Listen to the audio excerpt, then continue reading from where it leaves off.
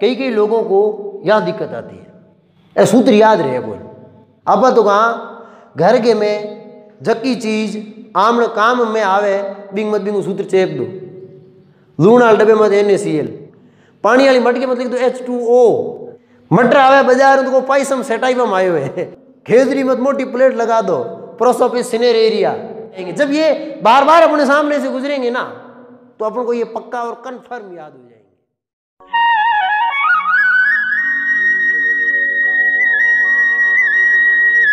Hello guys, नमस्कार, स्वागत है आपका एक बार फिर से आपके अपने YouTube चैनल पर। आज का लेसन शुरू करें उससे पहले आप सभी का बहुत बहुत धन्यवाद ज्ञापित करना चाहता हूं। आपका जो प्यार, आपका जो स्नेह हमें मिला, इससे आज अपना ये परिवार 30,000 सदस्य संख्या को पार कर चुका है। आपका स्नेह, आपका प्यार इसी प्रकार से आगे भविष्य में भी बना रहे, जो हमें एक पॉजिटिव एनर्जी प्रदान करता है, एक अच्छे वाली किक प्रदान करता है, जो हमें बहुत कुछ अच्छा करने के लिए सदैव प्रेरित करती है। बात करते हैं अपने आज के टॉपिक की। पिछला जो लेसन था उसमें अपन ने एसिड और बेस के बारे में पढ़ा था, उसी को कंटिन्यू करते हुए चर्चा करेंगे आज अपन इस लेसन में साल्ट या लवण के बारे में, जिसको लूण भी कहते हैं आप लोग। तो अपने यहाँ पे नमक, साल्ट, लवण का मतलब तो वही जो डेयरी बेस्ड के डिब्बे में होता है। अपनी दुनिया लवणों के मामले में वहीं तक सीमित है। लवणों का अपना एक परिवार है, एक भरा पूरा, बहुत सारे लवण इस प्रकृति में मौजूद हैं, पाए जाते हैं। आज अपन इसके बारे में चर्चा करेंगे। तो सबसे पहले अपन चर्चा करेंगे लवणों की परिभाषा के बारे में कि लवण कहते किसे हैं। जब भी लवणों की परिभाषा की बात आती है तो एक सामान्य सी चीज़ यहीं तक मिलती है कि भाई लवण वे पदार्थ हैं जिनका निर्माण अम्ल और क्षारों की क्रिया से होता है, लेकिन ये इसकी खुलकर डेफिनेशन नहीं है। ये तो एक रास्ता हो गया कि भाई ये कैसे बनते हैं, ये क्या है। यदि इसके बारे में पूछा जाए तो इसकी परिभाषा कुछ इस प्रकार से हो जाती है कि इस प्रकृति में पाए जाने वाले ऐसे आयनिक पदार्थ, आयनिक पदार्थ का मतलब ये होता है कि यदि इसको तोड़ा जाए तो ये आयंस बनाएगा। आयन दो प्रकार के बनेंगे इसके टूटने से, एक होंगे धनायन और दूसरे होंगे ऋणायन। ऐसे आयनिक पदार्थ जिनके विघटन से धनायन तथा ऋणायनों का निर्माण होता है। लेकिन ये धनायन और ऋणायन जो है वो H+ और OH- इनके अतिरिक्त कोई एक होंगे। का मतलब कुछ उदाहरण है, जैसे यहाँ पे लवणों के NaCl, सोडियम क्लोराइड कहते हैं। यदि इसको तोड़े ना तो इसके टूटने से Na+ और Cl- बनता है। अपने परिभाषा में ये देखा कि जो धनायन और ऋणायन बनेंगे ना, उनमें कम से कम एक धनायन और एक ऋणायन ऐसा होगा जो H+ और OH- से क्या होगा, अलग होगा। यहाँ पे Na+ बना जो H+ से अलग है, Cl- बना OH- से अलग है। ये भी हो सकते हैं, कोई जरूरी नहीं है कि ये नहीं ही होंगे, ये मौजूद रह सकते हैं, लेकिन इनके साथ साथ इनके अतिरिक्त एक दूसरा धनायन और ऋणायन भी मौजूद होगा। यदि कोई पदार्थ टूटकर इस प्रकार से आयनों का निर्माण करता है तो उसको अपन साल्ट या लवण के नाम से जानेंगे। फॉर एग्जाम्पल NaHCO3, यदि इसको तोड़ा जाए तो इसमें से एक Na+ निकलेगा, H+ निकलेगा और CO3- 2 निकलेगा। ये भी मौजूद है, लेकिन इसके साथ ये भी मौजूद है। वैसे आयनों का निर्माण तो ऐसे भी हो जाएगा, HCl है, इसको तोड़ेंगे H+ Cl- निकलेगा, लेकिन इसको अपन लवण नहीं कह सकते। क्यों नहीं कह सकते? क्योंकि इसमें H+ के अतिरिक्त दूसरा कोई धनायन मौजूद ही नहीं है। ये तो एक प्रकार का एसिड हो गया, अम्ल हो गया। यदि NaOH की बात करते हैं, इसको तोड़े, इसके तोड़ने से Na+ OH- निकलता है। इसको भी अपन लवण नहीं कह सकते क्योंकि इसमें Na+ तो निकला है, लेकिन OH- इसके साथ और कोई दूसरा ऋणायन मौजूद नहीं है। ये बेस है, क्षार कहलाता है। इसी प्रकार का एक उदाहरण है CaOH Cl। यदि इसको तोड़ेंगे तो इसमें से Ca+2 निकलेगा, OH- निकलेगा और Cl- निकलेगा। अब यहाँ पे एक हाइड्रोक्सिल आयन निकला है, लेकिन इस हाइड्रोक्सिल आयन के साथ साथ Cl- भी निकलता है। अर्थात इसको अपन क्या कहेंगे, एक लवण कहेंगे। तो अपनी परिभाषा के अकॉर्डिंग वे आयनिक पदार्थ जो टूटने पर धनायन और ऋणायन दे, उन धनायन और ऋणायनों में H+ और OH- के अतिरिक्त एक धनायन और ऋणायन होगा, उसको अपन साल्ट कहेंगे। उसके अलावा यदि कोई ऐसा पदार्थ है जो आयनिक है, टूटता है, टूटने से H+ और OH- निकलते हैं, या फिर एक कोई ऋणायन निकल गया, एक H+ निकल गया, या एक कोई धनायन निकल गया, OH- निकल गया, उसको अपन साल्ट नहीं कह सकते। साल्ट होने के लिए इनके साथ साथ दूसरे धनायन और ऋणायन का मौजूद रहना भी आवश्यक होता है। ये हो गई अपनी लवणों की परिभाषा। परिभाषा के बाद अपन देखते हैं लवणों का निर्माण कैसे होता है। तो लवणों का निर्माण एक अभिक्रिया के द्वारा होता है, जिस अभिक्रिया को क्या कहते हैं, उदासीनीकरण अभिक्रिया कहते हैं। उदासीनीकरण अभिक्रिया में एक अम्ल होता है, वो क्षार के साथ क्रिया करेगा।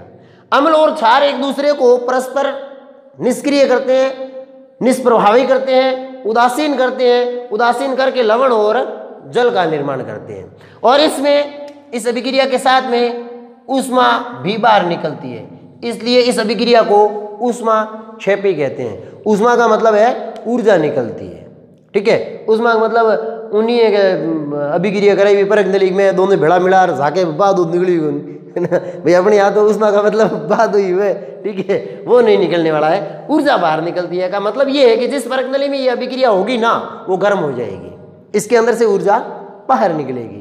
और यदि कुछ ज़्यादा ही प्रबल अम्ल और प्रबल क्षार है और अपन अचानक से उसको मिला देते हैं, तो निकलने वाली ऊर्जा इतनी अधिक हो सकती है कि वो परख नली को तोड़ भी सकती है। इसलिए जब भी इनको मिलाते हैं तो धीमे धीमे मिलाया जाता है। उदाहरण लेते हैं अपन, जैसे मान लीजिए हाइड्रोक्लोरिक अम्ल है, इसकी क्रिया NaOH क्षार से करवाते हैं, आगे बनेगा NaCl और साथ में जल। जब भी कोई अम्ल क्षार के साथ क्रिया करता है तो अम्ल का ये वाला हिस्सा क्षार के इस हिस्से को देखता है और देखते ही खुश होता है। खुश होके हाथ मिलाते हैं, हाथ मिला के निकल लेते हैं, किस रूप में, जल के रूप में। जब ये निकल गए तो यहाँ एक भाई रह गया, ये दूसरा भाई रह गया, ये दोनों मोड़ों पर डूबा, उन जाएगी के बाद जुतरी आवा घेरा या ए दोनों हाथ मिलान ईंधन बह गया, ये बन गया सोडियम क्लोराइड। यदि लवणों के प्रकार की बात करें तो इन लवणों की प्रकृति के आधार पर ये उदासीन होंगे, अम्लीय होंगे या क्षारीय, इस आधार पर लवणों को 3 भागों में बांटा गया है। सबसे पहले वे लवण आते हैं जो उदासीन प्रकृति के होते हैं, का मतलब न इसमें अम्लीय गुण होंगे न इसमें क्षारीय गुण होंगे। तो इन उदासीन लवणों का निर्माण होता है किसी प्रबल अम्ल की क्रिया प्रबल क्षार से करवाते हैं, तो जो लवण बनेंगे सामान्यतः वो उदासीन प्रकृति के होते हैं। अब यहाँ पे एक शब्द आया प्रबल अम्ल और प्रबल क्षार। तो प्रबल अम्ल क्षार को मतलब वो नहीं है कि अम्लन क्षार जिम जाना है, जिम गया ना प्रबल हो गया, ऐसा कुछ नहीं है। यहाँ प्रबलता से मतलब ये है कि यदि इनको आप जल में घोलते हैं, ये पूरी तरह से आयनित हो जाएंगे, 100% टूट के आयनों का निर्माण कर देंगे। इनमें एक भी अम्ल का अणु ऐसा नहीं बचेगा जो टूटे नहीं। इस प्रकार के अम्ल और क्षारों को अपन क्या कहते हैं, प्रबल अम्ल और प्रबल क्षार कहते हैं। जो अपन ने जो पीछे उदाहरण लिखा था वही HCl एक प्रबल अम्ल है, NaOH एक प्रबल क्षार है, दोनों की क्रिया से NaCl बनेगा, एक उदासीन लवण है, ठीक है। इसी प्रकार से यदि सल्फ्यूरिक अम्ल की क्रिया आप पोटेशियम हाइड्रोक्साइड से करवाते हैं तो ये पोटेशियम हाइड्रोक्साइड के साथ क्रिया करके K2SO4 और साथ में जल का निर्माण कर देगा। ये दोनों आपस में मिलते हैं ना, तो ये पूरी तरह से आयनित हो जाते हैं। ये पूरी तरह से आयनित होंगे तो इसके द्वारा 2 हाइड्रोजन परमाणु छोड़े जाएंगे, 2 H+ आयन मुक्त किए जाएंगे, जबकि यहां से केवल एक OH आयन निकलेगा। तो इसको संतुलित करने के लिए KOH के कितने अणु लेने पड़ेंगे, 2। तो एक H2SO4 2 KOH के साथ क्रिया करके K2SO4 पोटेशियम सल्फेट और साथ में जल का निर्माण कर देता है। इस प्रकार से जितने भी लवण बनेंगे वो सारे के सारे किस प्रकृति के होंगे, उदासीन प्रकृति के होंगे। नेक्स्ट अपन बात करते हैं दूसरे प्रकार के लवण की। इनमें अपन देखेंगे अम्लीय लवण। इन अम्लीय लवणों का निर्माण यदि आप किसी प्रबल अम्ल की क्रिया किसी दुर्बल क्षार से कर देते हैं तो जो आगे लवण बनेगा वो किस प्रकार का हो जाएगा? अम्लीय लवण। ऐसा क्यों होगा? ऐसा इसलिए होगा, प्रबल का मतलब बहुत ज्यादा विघटित होगा, दुर्बल का मतलब कम विघटित होगा। इस क्षार में कुछ अणु क्षार के ऐसे रहेंगे जो पूरी तरह से विघटित हो नहीं पाएंगे, जबकि ये तो पूरी तरह से विघटित होगा। जब इनकी आपस में क्रिया होगी तो ये क्षार दुर्बल होने के कारण इसके पूरे प्रभाव को समाप्त नहीं कर पाएगा। जब इसका पूरा प्रभाव समाप्त नहीं हो पाएगा तो जो आगे लवण बनेगा उसमें इसके गुण दिख जाएंगे। भाई प्रबल आपस में क्रिया करे, मतलब दो बराबर ताकतवर इंसान आपस में भिड़ जाए, ओ इन ठोक है, ओ इन ठोक है, थोड़ी देर लड़ लड़ा आपस में दोनों मर गया, किसी का कोई प्रभाव नहीं। एक हेंट और एक मुर्दो दो ठोकी से ओ पड़ी हिम्मत है ना, हाइड कूटी बस चलो आप मेरे नाम राजी को तो करा था, पर लड़ाई में प्रभाव हल्लो किंग हो रही। अब राजी को होने के बाद में भी इन तो ठा है क्यों हो, ठा आपा नहीं है क्यों हो, तो प्रभाव इसका अधिक रहेगा। मतलब ये इसके प्रभाव को पूरी तरह से समाप्त है नहीं कर पाएगा। जब प्रबल अम्ल, जैसे मान लीजिए सल्फ्यूरिक एसिड है, ये प्रबल अम्ल है, इसकी क्रिया दुर्बल क्षार का मतलब अपन इससे करवा देते हैं, कैल्शियम हाइड्रोक्साइड। जैसे ये दोनों मिलेंगे, ये इसको देख के फिर से खुश होगा तो ये निकल जाएगा, बचेगा क्या? ये और ये दोनों आपस में हाथ मिलाएंगे और इधर आगे बैठ जाएंगे, कैल्शियम सल्फेट कहते हैं इसको। ये जो लवण है इसमें कौन से गुण होंगे? अम्ल के। इस टाइप के जो जितने भी लवण बनेंगे उन सबको अपन क्या कहेंगे? अम्लीय लवण। इसी टाइप का तीसरा लवण होता है, क्या कहेंगे इसको? क्षारीय लवण। अब ये दो क्रियाएं हुई, इसको देख के आप अनुमान तो लगा ही सकते हैं इसमें क्या होगा कि अम्ल तो ले लो दुर्बल और क्षार है वो ले लो प्रबल। यदि ये क्रिया होगी तो आगे जो पदार्थ बनेगा उसमें जो लवण होगा वो किस प्रकार का हो जाएगा? क्षारीय लवण। यह है एसिटिक अम्ल CH3COOH जो सिरके में पाया जाता है। पोटेशियम हाइड्रोक्साइड ये प्रबल क्षार है और ये एक दुर्बल अम्ल होता है। जब इनकी क्रिया होगी तो ये इससे क्रिया करेगा, जल बन जाएगा। पीछे जो बचा ये पॉजिटिव वाला और ये इसका नेगेटिव हिस्सा CH3COOK, इसका नाम हो जाएगा पोटेशियम एसीटेट। यदि बात करते हैं लवणों की तो लवणों से संबंधित एक चीज पढ़ने को मिलती है, क्रिस्टलन जल। ये जितने भी लवण होते हैं ना, ये पूर्णतः शुष्क नहीं होते हैं, इनके साथ कुछ नमी मौजूद होती है। हर एक लवण के अणु के साथ कुछ जल के अणु मौजूद रहते हैं। तो किसी भी लवण के एक अणु से जुड़े हुए जल के अणुओं की संख्या को उस लवण के लिए क्रिस्टलन जल के नाम से जाना जाता है। यदि अपन बात करते हैं Na2CO3.NH2O, इसे कहते हैं धोने का सोडा। इसमें एक सोडियम कार्बोनेट के साथ जल के 10 अणु जुड़े रहते हैं, ये क्रिस्टलन जल कहलाएगा सोडियम कार्बोनेट के लिए। इसी प्रकार से CaSO4.2H2O कैल्शियम सल्फेट जिप्सम कहते हैं इसको, इसके साथ भी 2 अणु जल के जुड़े रहते हैं। और K2SO4.Al2SO4 का होल 3.24H2O ये होता है केलम या फिटकरी का सूत्र, है ना। फिटकरी क्या है? एक द्विलवण यौगिक है। द्विलवण मतलब जिसमें 2 लवण एक साथ है, एक तो है पोटेशियम सल्फेट और एक है एल्यूमिनियम सल्फेट। अब क्या है, कई लोगों को यहाँ दिक्कत आती है, सूत्र याद रहे बोल, बड़ी समस्या अपने आप में। एक चीज थे नोट करी वेला, आप हड़क हड़क स्कूल जा, बाजार जा, जके रस्ते वहां पर निकला नहीं भी रोड के मत आड़े पाड़े जितना भी कोई बैनर पार्टी वगैरह कहीं लागू है भी के नाम लिखड़ो है, आप घर बैठे बैठे बता सका। घर में हरू करा फलानी जगह वो स्कूल तक, यहाँ तक कि दुकानें लगी होती है ना, उनके ऊपर तो प्लेट लगी, उनके नीचे मोबाइल नंबर होते हैं, वो भी लगभग याद हो जाते हैं। क्यों हो जाते हैं याद? क्योंकि ये रोज अपनी आंखों के सामने से निकलते हैं। यदि अपन भी ये चाहते हैं कि इन सूत्रों को भी अपन याद कर लें तो कोई ज़्यादा बड़ा हार्ड काम नहीं है।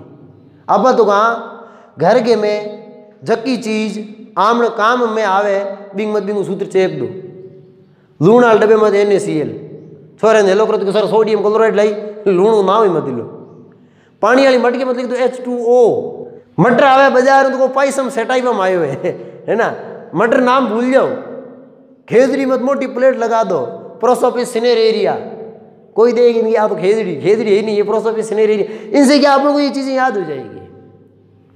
कोई अमल है कोई डोडल है, डोडल डब्बे मत लिख दो पेपेवेर सेमनीफेरम, ये उस पौधे का नाम है ना। ये अपन को वहां से याद हो जाएंगे। जब ये बार बार अपने सामने से गुजरेंगे ना तो अपन को ये पक्का और कन्फर्म याद हो जाएंगे।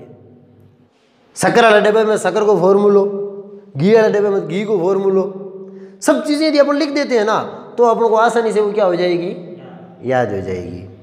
नेक्स्ट अपन बात करते हैं लवणों के गुण। अपन ने पढ़ा था अभी लवण होते हैं आयनिक प्रकृति के। का मतलब ये है कि यदि इनको पानी में घोलेंगे तो ये घुलते आयनों में टूटेंगे। इसीलिए क्या होता है पता है आपको, अर्थिंग करंट, अर्थिंग में लूण ना गए डालते हैं कि नहीं डालते हैं, वो इसीलिए डालते हैं। उससे क्या होता है ये टूटेगा, आयंस बढ़ेंगे और उसकी चालकता बढ़ती है। जल में विलय होते हैं, साल्ट को आप पानी में डालोगे तो वो उसमें क्या हो जाते हैं, विलय होते हैं, घुलते हैं और टूटते ही धनायन और ऋणायनों का निर्माण करेंगे।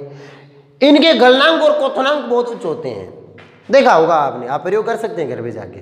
भरपूर तवे को गर्म करके उस पर लूण डाल दो आप, तरतराहट करके उछल जाएगा लेकिन पिघलेगा बिल्कुल भी नहीं। ये बहुत ज़्यादा उच्च तापमान पे पिघलते हैं, क्रिस्टलीय ठोस होते हैं। यदि इनकी जलीय विलीन की बात की जाए, जैसे मान लो आपके पास शुद्ध पानी है, शुद्ध पानी में आप ये लाइट के तार डाल दो विद्युत वाले, अंदर करंट नहीं आता है, लेकिन जैसे ही उसमें लवण मिलाते हैं उसमें से विद्युत का प्रवाह प्रारंभ हो जाता है और स्वाद में जो होते हैं वो ये खारे होते हैं। इन लवणों में से अपन उपयोग करते हैं केवल आयोडीन युक्त सोडियम क्लोराइड का भोज्य पदार्थों के निर्माण में। कुछ लवण और भी है जो आगे आएंगे, वहाँ अपन उनको चर्चा करेंगे, पढ़ेंगे। तो लवणों के गुणों के साथ ही अम्ल, क्षार और लवण के जो सामान्य कुछ परिचय था वो संपन्न हुआ। बात करें यदि अम्ल और क्षारों के विस्तार से जानकारी की तो इसमें सबसे पहला काम किया था एक आरेनियस नामक व्यक्ति ने। इसने अपनी बात को लोगों के सामने रखा था सन 1887 ईस्वी में। दुनिया ने बतायो, ठीक है, ये भी एक होशियार आदमी था, कम नहीं था, है ना। तो दुनिया ने बतायो भाई अम्ल और क्षार हुए कि आपने जितो अध्ययन किए भी अध्ययन के आधार मत है। एक दिन बैठे बैठे 2-4 लोगों के बीच गयो, थे मान दो था एक बात बताऊं तो के बताओ।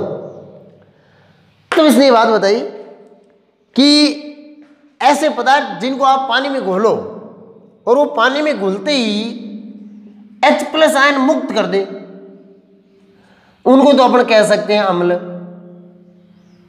और जो पानी में घुले और घुलते ही OH- आयन मुक्त कर दे, उन्हें कहेंगे क्षार।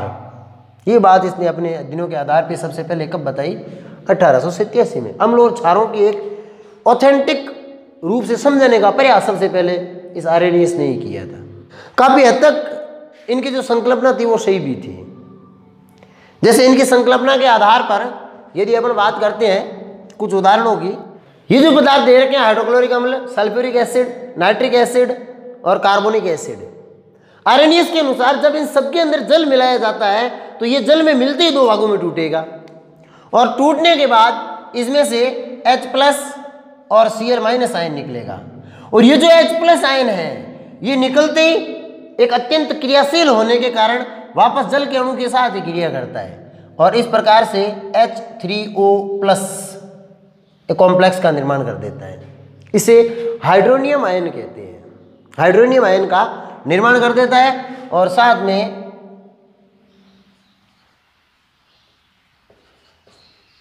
जल में घुलित अवस्था में ही क्लोरीन ऋणायनों का निर्माण होता है। तो आरएनएस की परिभाषा के अनुसार इसने H+ दिया और वो H+ इसी जल के साथ क्रिया कर गया अर्थात H+ निकला, तो इसको आर्यनीयस ने क्या नाम दे दिया? अम्ल। सबके साथ यही होता है, ये सब घुल करके हाइड्रोनियम आयन बना देते हैं, H3O+, H3O+, H3O+, और साथ में यहाँ पे निकलेगा SO4-2। एक्वस का मतलब होता है जल में विलयशील, NO3-, और यहाँ से निकलेगा CO3-2। ये सारे के सारे जल में घुलित अवस्था में प्राप्त होते हैं। तो ये आर्यनीयस की कल्पना के अनुसार जो है वो अम्लों की परिभाषा, सब में H+ निकल रहा है कि जब H+ मुक्त होता है ना, ये भयंकर क्रियाशील होता है, बहुत अचबड़ो हुआ है नहीं, पानी गाणु दे के बिड़वा चिपचिपन हाइड्रोनियम आयन बना दे देंगे, है ना। ये निकलते यही ढूंढेगा, ये टूटा निकला, निकलते देखेगा जल गाणु कहाँ है, जहाँ मिला वहाँ चिपक जाएगा, हाइड्रोनियम आयनों का निर्माण कर देगा। दूसरी तरफ यदि क्षारों की बात की जाए, जैसे NaOH है, यदि इसमें जल मिला दें तो ये टूटेगा, टूट करके Na+ और OH- का निर्माण करेगा। इसे कहते हैं हाइड्रोक्सिल आयन। ये भी जलीय अवस्था में या जल में घुलनशील अवस्था में, विलय अवस्था में पाया जाएगा। इस प्रकार से सभी क्षार यदि इनकी क्रिया आप जल के साथ करवाते जाएंगे तो ये OH- आयन मुक्त करते रहते हैं। तो जहाँ जहाँ OH- आयन निकला उन सभी पदार्थों को इन आर्यनीयस ने किस में रख दिया? अम्ल में। H+ में निकला उसमें अम्ल में रख दिया, और OH- निकला उन सबको क्षारों के अंतर्गत रख दिया। भाई आपकी परिभाषा देने बड़ो खुश हो, या मैं अम्ल और क्षार की झगड़ी समस्या तो मैं मिटा दी नहीं। एक दिन सीनो छोड़ो कीड़ो बाजार में फिरे, हम हुए कोई दौड़ू आदमी आयो, कह रहे साहब तो ये तो मोटो प्रयोग किया राजी उड़ो तो हुई अण जने कोई फेम आयो हुई मिल डारू बड़ो जोश से हो गया हंसा। ये साहब एक चीज़ है मेरे कहने अमोनिया कहते हैं इसको। भाई कह दियो आर्यनीयस जी ने, ये साहब मेरे कहने एक एड़ो पदार्थ है वो क्षारीय है, लेकिन यदि इसको पानी में घोला जाए तो ये OH- आयन नहीं देता है। अर्थात प्रकृति तो क्षारीय है, लेकिन आर्यनीयस की परिभाषा के अनुसार इसको परिभाषित ही नहीं किया जा पा रहा है। पूछो साहब वो कुकर साहब गए मिंडा को नहीं, मतलब जो आर्यनीयस ने कॉन्सेप्ट दिया था वो हर प्रकार के अम्ल और क्षार के लिए परफेक्ट नहीं बैठता। कई सारे क्षार और अम्ल ऐसे निकल के आ गए जिनमें आर्यनीयस की परिभाषा से उनकी व्याख्या कर पाना संभव नहीं हुआ। तो फिर ये संभव कैसे हुआ, इनको अपन पढ़ेंगे नेक्स्ट वाले चैप्टर में। लेकिन इन आर्यनीयस साहब ने एक बात यहाँ पे और बता दी कि जब आप इन अम्लों को या इन क्षारों को जल के साथ मिलाते हैं और यदि ये जल के साथ मिलकर के पूर्णतया विघटित हो जाते हैं 100%, उन्हें तो कहेंगे प्रबल क्षार और प्रबल अम्ल। और यदि पूर्णतया विघटित नहीं हो पाते, जैसे एसिटिक एसिड CH3COOH, यदि इसको जल के साथ मिलाया जाता है तो यह पूर्णतया विघटित नहीं होता, आधा अधूरा विघटित होता है, आधा अधूरा शेष बच जाता है। ऐसे अम्लों को कहते हैं दुर्बल अम्ल। इसी प्रकार से यदि क्षारों की बात करें तो मैग्नीशियम हाइड्रोक्साइड और अमोनियम हाइड्रोक्साइड NH4OH, यदि इनको जल में घोला जाता है तो ये भी पूर्णतः आयनित नहीं होते, इसके भी कुछ अणु बिना विघटित हुए शेष रह जाते हैं। अर्थात इनको अपन क्या कहेंगे, दुर्बल क्षार कहेंगे। तो ये आर्यनीयस के अनुसार अम्ल और क्षार की परिभाषा। लेकिन मैंने कहा लास्ट में जाते जाते ये भी हर अम्ल और क्षार को समझा पाने में असमर्थ रहा। तो नेक्स्ट लेसन में अपन देखेंगे कि यदि इस प्रकार के कोई अम्ल और क्षार आते हैं तो उनको किस प्रकार से डिफाइन किया जाएगा, किस प्रकार से परिभाषित किया जाएगा। तो आज के इस लेसन के लिए इतना ही पर्याप्त है। मिलेंगे अपन एक नए टॉपिक के साथ एक नए लेसन में। तब तक आप अपने प्यार प्रेम और स्नेह को हमारे साथ इसी प्रकार से बना के रखिएगा, आपके आशीर्वाद को हमारे साथ इसी प्रकार से बना के रखिएगा। धन्यवाद।